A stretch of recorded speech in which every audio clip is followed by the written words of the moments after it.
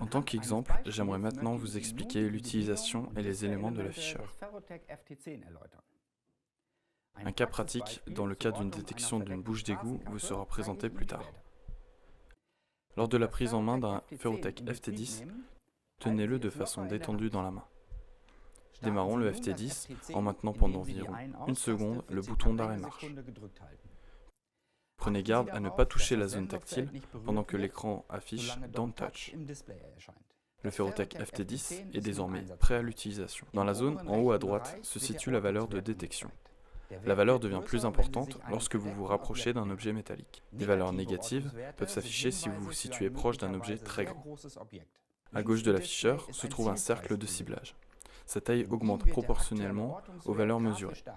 Plus le cercle est grand, plus l'objet est proche. Au milieu à droite de l'écran se trouve le niveau de sensibilité. Vous pouvez modifier le niveau de sensibilité à l'aide des flèches haut et bas. En dessous se trouve le niveau de batterie actuel du FT10. En bas à droite, vous pouvez voir un symbole haut-parleur. Celui-ci informe si la détection acoustique est active ou non. Pour l'activer, touchez brièvement la zone d'activation du capteur. Pour l'éteindre, touchez à nouveau la zone tactile. Le Ferrotec FT10 permet l'atténuation des signaux parasites. Pour cela, appuyez sur le bouton .0. La valeur de localisation sera atténuée. Pour aller dans les menus d'installation, appuyez sur la touche Menu du clavier. Ici, nous pouvons modifier certaines valeurs de l'appareil. De plus, lors de la localisation d'objets proches de champs magnétiques,